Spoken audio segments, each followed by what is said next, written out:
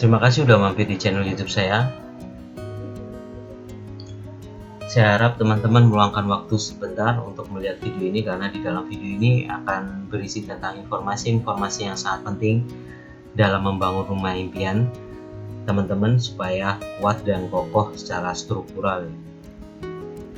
Jadi saya harap video ini sangat membantu buat teman-teman yang mempunyai rencana untuk membangun rumah impian dan saya doakan buat teman-teman yang belum memiliki rumah impian dan berencana untuk memiliki rumah impian, semoga disegerakan dan diberi kelancaran rezeki supaya rumah impian segera terwujud. Amin. Oke, kali ini saya akan membahas tentang jenis fungsi beton berdasarkan campuran atau mutunya.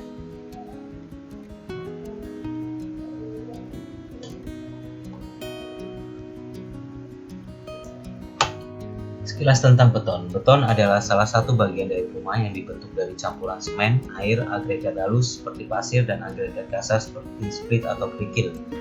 Beton bersifat kuat dan tahan terhadap temperatur tinggi dan mudah untuk perawatannya. Karena itu banyak kontraktor rumah yang menggunakan beton saat membangun rumah. Tapi masih banyak yang belum mengetahui jenis dan fungsi beton. Hal ini akan mempengaruhi ketahanan struktur bangunan.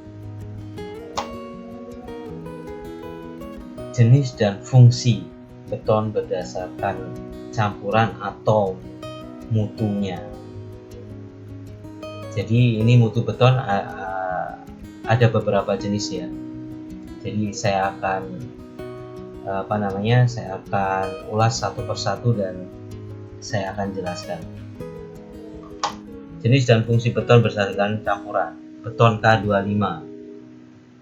Mungkin sebagian dari kita sudah tidak asing lagi dengan penamaan mutu beton ini ya. Di tutorial sebelumnya juga saya bahas juga.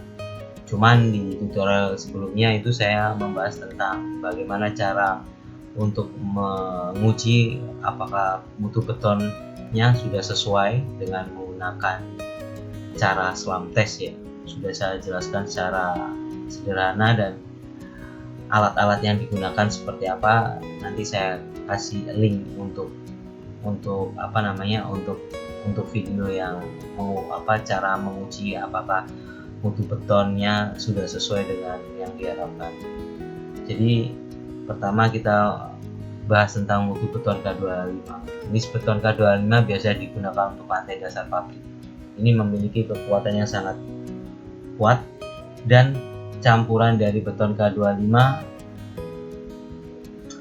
bisa antara perbandingannya ya, untuk semen 1, untuk pasirnya setengah. Ini perbandingan secara prosentase ya, apabila semen yang kita gunakan 1 takarannya ya, pasir harus menggunakan setengah dan untuk kerikilnya 1. Jadi itu campuran-campurannya sangat sederhana. Jadi saya harap mungkin bisa membantu teman-teman ya. Jadi takarannya untuk K25 untuk semen 1, untuk pasir setengah, dan untuk kerikil agregat kasarnya 1. Jadi perbandingannya 1,5:1. Untuk airnya itu menyesuaikan. Jadi makanya ada SLAM test itu ya, untuk mengukur kelecakan ada kadar air dalam beton. Ini sangat penting juga. Setelah itu beton K300, mutu beton K300.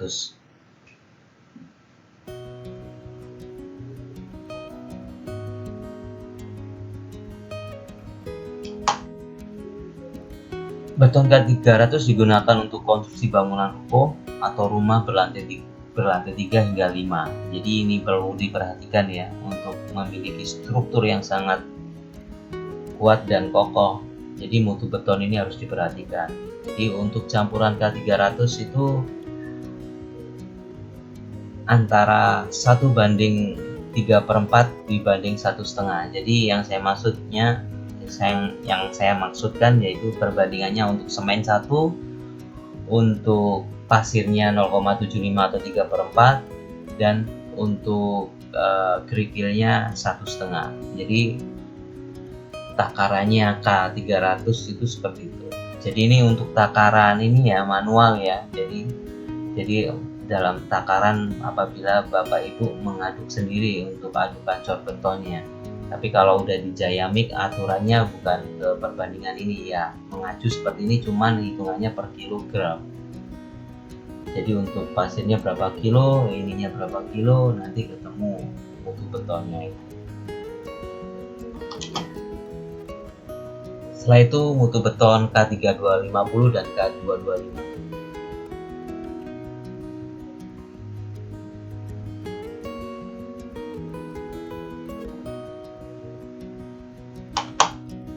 Mutu jenis beton yang ini biasa digunakan untuk bangunan berlantai 2 baik ruko maupun untuk rumah tinggal ya, untuk K250 atau 3225. Jadi ini sangat-sangat penting.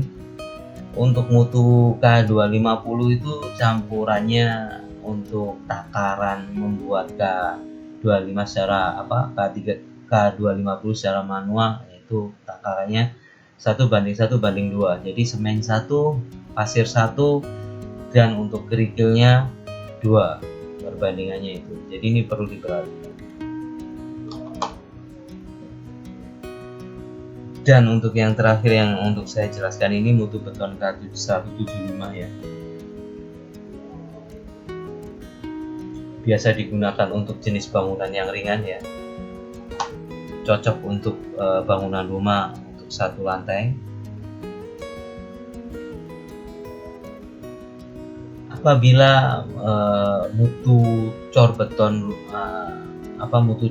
rumah Anda tidak sesuai yang saya jelaskan tadi, akan mengakibatkan beberapa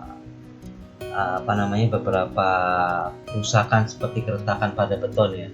Jadi makanya ini sangat penting untuk diperhatikan, karena mutu beton sendiri itu harus sangat diperhatikan, karena itu adalah kekuatan struktural bangunan untuk struktur beton bertulang ya. Jadi harus benar-benar diperhatikan, jangan sampai meleset untuk takarannya. Jadi yang saya jelaskan tadi harus sesuai untuk menjaga rumah impian teman-teman kuat dan kokoh, dan lama penggunaan bangunan juga akan lama. Apabila itu tidak sesuai, akan mengakibatkan keretakan ya. Jadi ini sangat penting, keretakan pada beton ya. Salah satu masalah yang umum terjadi pada bangunan adalah keretakan, karena biasanya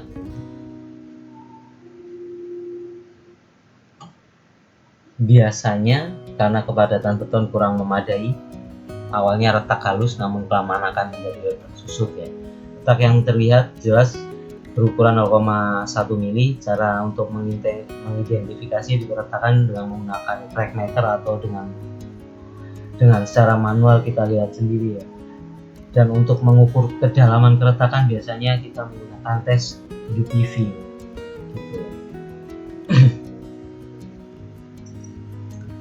Jadi mungkin informasi itu hanya sekelumit informasi, cuman saya harap memberikan pengetahuan yang mendalam buat teman-teman tentang ilmu konstruksi ya.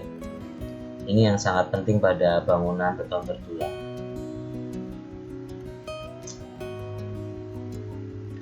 Meskipun retak tidak selalu membahayakan struktur bangunan. Ada beberapa hal yang mungkin terjadi, yaitu hilangnya keutuhan dan kesatuan struktural. Hal ini terlihat pada jenis retak yang berukuran besar. Dan satu lagi, retakan itu akan mengakibatkan kebocoran ya. Kebocoran di dinding ataupun dak lantai atau atap dak ya. Jadi sangat-sangat perlu diperhatikan itu, karena ada retak rambut pun itu bisa menyebabkan rembes, khususnya untuk rumah yang beratap dak lantai ya. Air juga dapat masuk dalam struktur dan menyebabkan korosi pada baja tulangan atau besi tulangannya, itu sangat-sangat berbahaya. Dan saya harap video ini membantu. Terima kasih. Semoga sukses selalu buat teman-teman dan disegerakan memiliki rumah impian. Amin, amin, amin.